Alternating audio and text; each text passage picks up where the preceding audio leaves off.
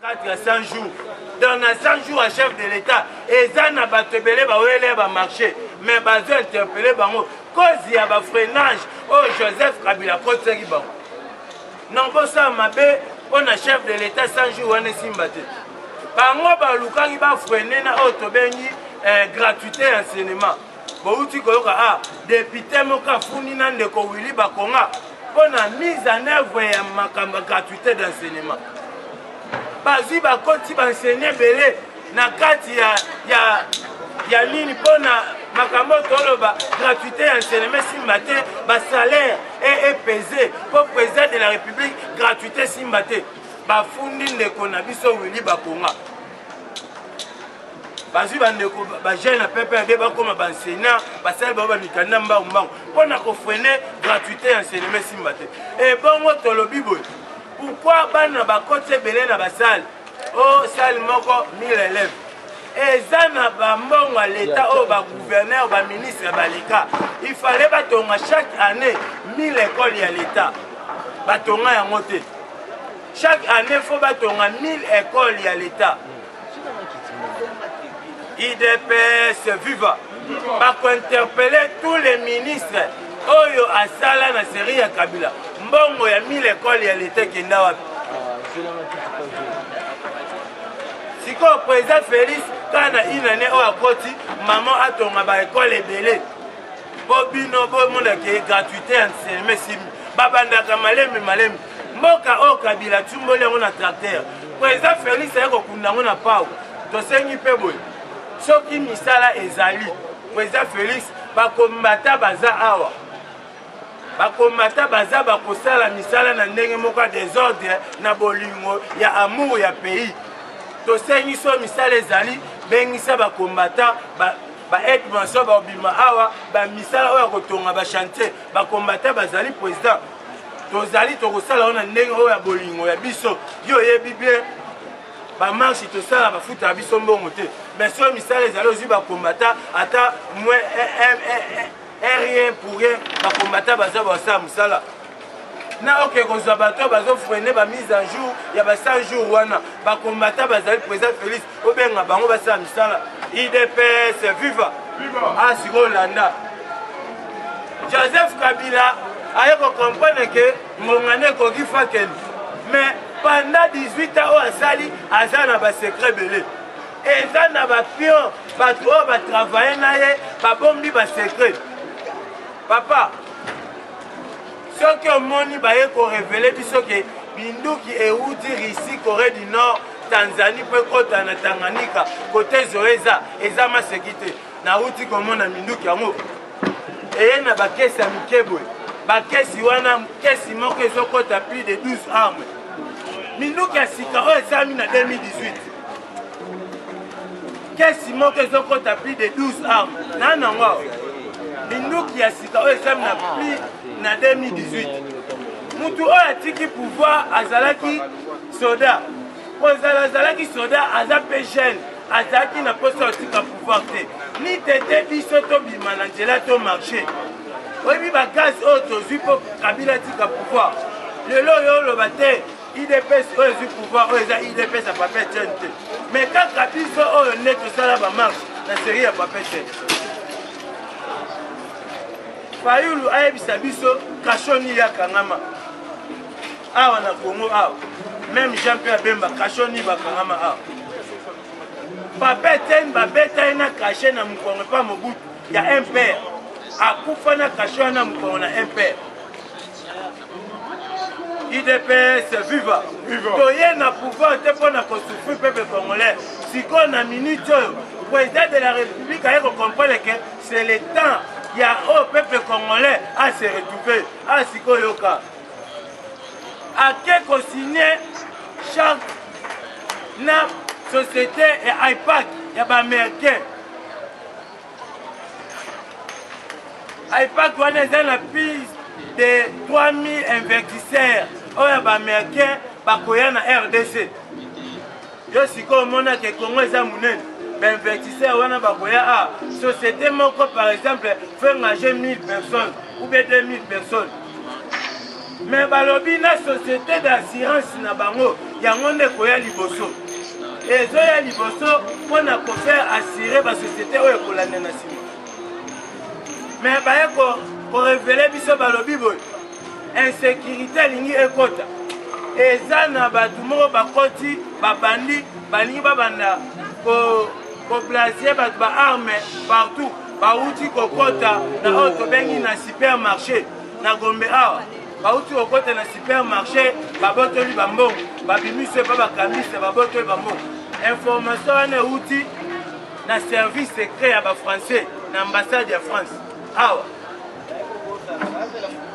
mais président Félix kolongalongwe kuna ake ine na Israël kosigné oyo tobengi protocole d'accord na bajuif pendant 40 ans oyo Mobutu abengani baisraélite na kati ya RDC ambassade na bango ezala sute IDPS viva awo oyoki bible elobi ke oyo apamboli Israël ye mpe apambolama sikoyo na minute oyo makambo ya Congo ekomi na maboko ya Nzambe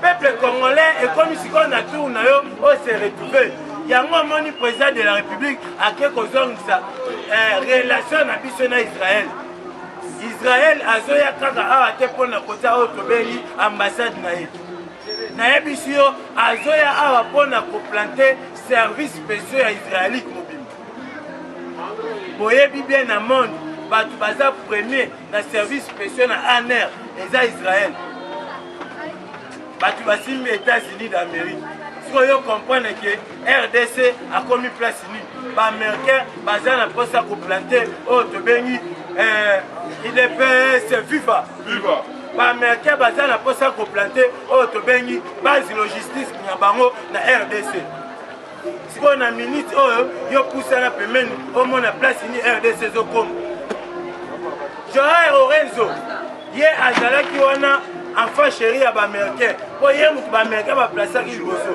mpona kokota deuxième président ya baaméricain yango baye kotouche président Félix na minute oyo RDC akoti sikoyo na 2021 président Félix lokoma président Union africaine siko mutu ya Union africaine mobimba ekoma na RDC siko tozosala régime ya kolongola baprésident nyonso oyo tobengi bazalaka corrompi na série ya Kabila sikoyo comprendre bato oyo bake kofunda bato ya FCC ndeko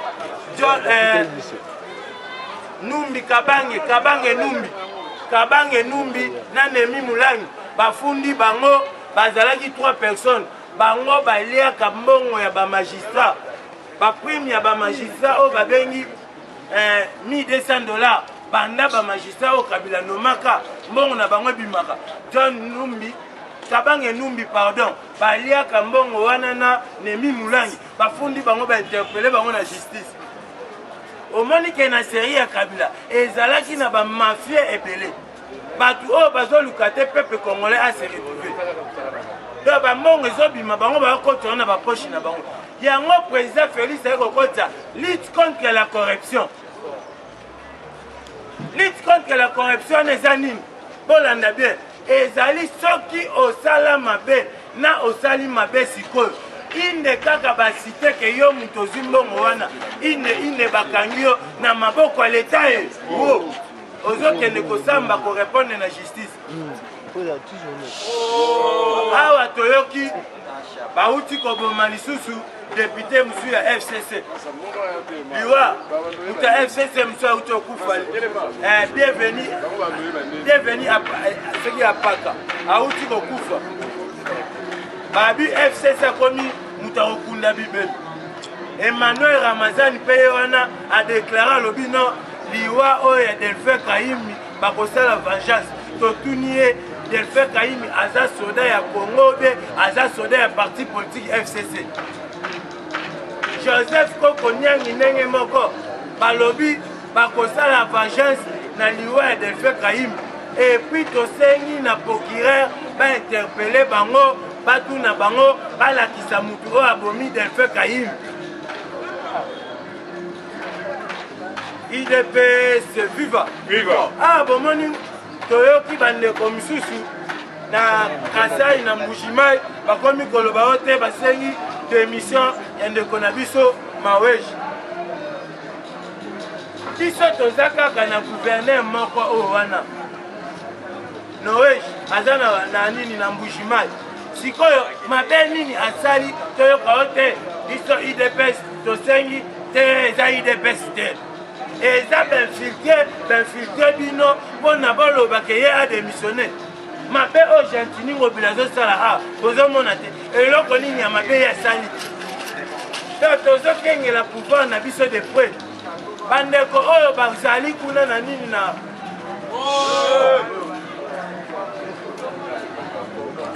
IDPS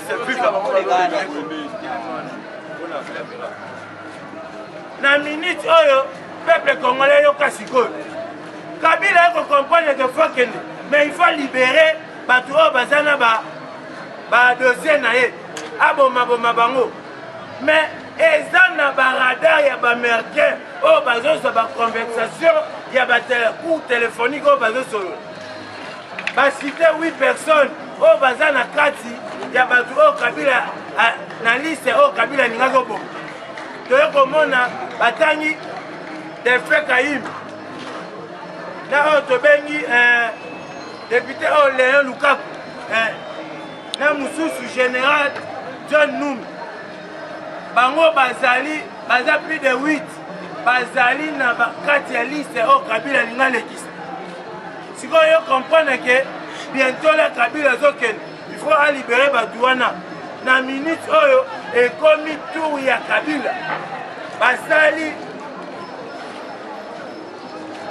coup d'appel bainterpellé oyo tobengi basaisi dossier ya Kabila na CPI na minute oyo nayebi te bolandi yango merci basaisi dossier ya Kabila balobi depuis mars 2019 dossier oyo ya Kabila ya CPI ebandaki kotraîner na présidence.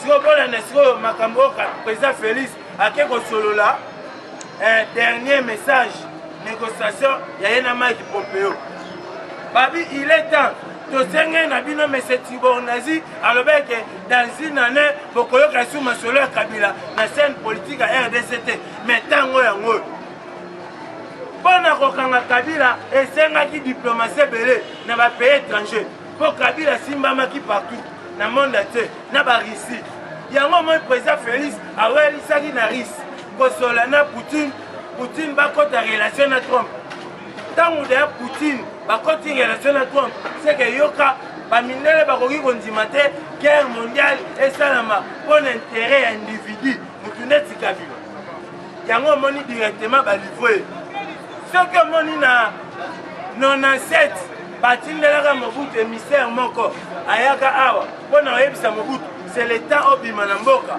mpona mutu mosusu akota Mobutu atiaka tembe yango mo babimisaka na makasi sikoyo ekomi ntango ya Kabila na sera Kadhafi mpe bomonaki yango sikoyo yo lamu kokomprendre te ote China Rambo bokokanga ye te donc Kabila ayaka a China Rambo te mpo lelo bokotisa ye China Rambo.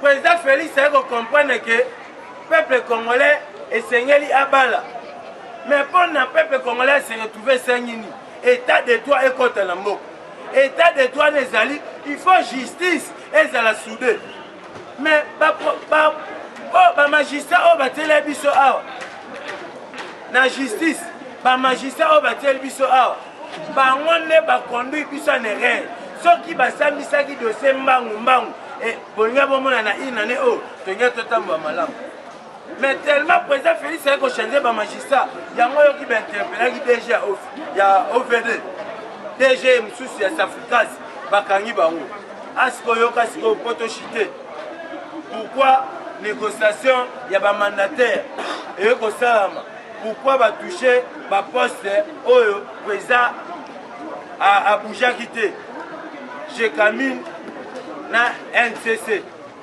président de la République ayebeke Albert Yuma aza na ba dossier mais à la longue ba osambisa ye na justice sikoyo fona reconduire ye kaka na poste wana ntango na koreconduire ye ekozala ke bango kuna bakoyake tokabol deya baposte mais oyo ngai bakobouge te sikoyo mutu oyo ntango président reconduire kolongola bakointerpele na justice poste wana ekotikala vide ekosenga président azwa esu mutu mosusu atia place wana mais so bakabola baposte bato ya fcc bazwaki place wana so balongolaki Albert Yum elingi kosenga ke kaka bango bazwa mutu na bango ya fcc bazongisa ye na place wana selon coalition bolanda bien selon coalition yango me président de la république awelisaki konome Albert Yum na ndeko Kyum awa moni ntango bauti onégocie makambo ya baposte balobi ke poste oyo tobengi ya oyo président de la république asigné mutu moko te boujango tosola oyo ya biso bato ya fcc miyibi bakewelaka baposte ya minene donc na 18 ans oyo bango bakambi mboka na baposte ya minene wana basali 0 mais bakewela kaka baposte oyo ya minene na temps oyo totikali nango Nene Kulu bientôt la interpellé la justice pour le dédoublement ya parti politique ya Bati Lukweb FCC. Voyez bien constitution mboka et pekisi va dédoubler parti politique amu. Siko ba procureur ba magistrat o bazalaki wana bandeko po ya kosambisa ba dossier wana. Eza ba dossier belé. Papa yokano idée ba magistrat. Ba procureur kosambisi ba député bokati bango. Balongoli bango. Ka ba député ana ba salaire na bango zobi. Ba député invalidé, ba salaire na bango bandobi. T'as des grands mots, t'as des grands tokendaki. Awa touti koyoka conflit ya ba ministre. Ayo komi ministre na vice na ye ba yoka na te. Ministre na vice na ye to ba yoka na te.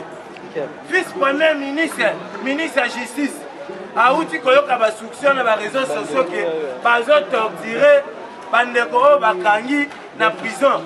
O ba libanais ba nini o bakangi ba mindele wana ba torturer ba des autres. Si exécution est chef de l'État, a-t-il le vice-premier ministre, ministre de justice, a dit que n'est-il na prison au Kekota la Batouana.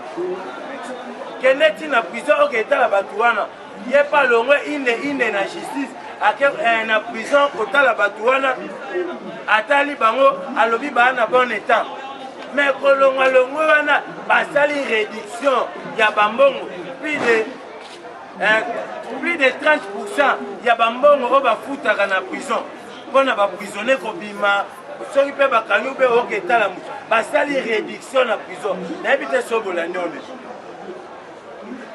Si vous avez un ministre de la justice ou à Siliki, pourquoi vous avez contacté Ngaïté? Awa Gilbert Kakone a reconduira qui va autre bengi par gouverneur au ba boli batumona so batumona batumona Gilbert Kakone a reconduit bango kozonga zongi awa ministre premier ministre Siliki o ya kopesa lettre d'explication nenini osali ba makambu wana ngana yebite donc bino ba ministre FCC posala ba makambu te ba vice na bino pe balanda bino. Moussala est chef de l'État, ça l'a bloqué. Tu peux comprendre que dans le ministère de la SCC, Kabila Tiela Bango, tu as un air. Directeur de cabinet, tu as un air. Ceux qui n'y sont pas ça, tu as un air, tu as directement un message et pas M. Kabila.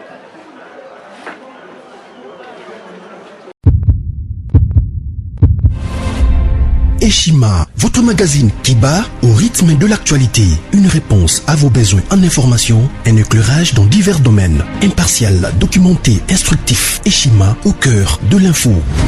Retrouvez la nouvelle édition. Exclusivité, Sakumbi Molendo, le réformiste qui vient stopper l'hémorragie, suspension des fonctionnaires peu intègre, numérisation des titres fonciers et climat de confiance avec les collaborateurs, le nouveau gestionnaire des terres congolaises fixe les nouvelles règles de jeu. Focus, Lambert Mindi, Omalanga, le souverainisme comme un dogme. Redressement délaissé, Tomaluaka Losenjola, l'homme de la situation. Dossier Eshima, fini les vacances, vive les rentrées. De la politique au judiciaire, en passant par les scolaires, les derniers trimestres de l'année 2019 en RDC est décoiffant. Économie, BCC, un cadre des rétrocommissions et détournements à passer au peine fin. Découverte, Claude Ibalanki et Colomba, les coordonnateurs du MNS au centre de l'action de Félix Tshisekedi dans le Grand Lac. Les dialogues et pourparlers en RDC qu'en tire le peuple. Tubaou, la clé de la mythologie kassaïenne. Retrouvez l'intégralité du magazine Eshima dans les kiosques. Eshima Magazine, un nouveau standard d'information.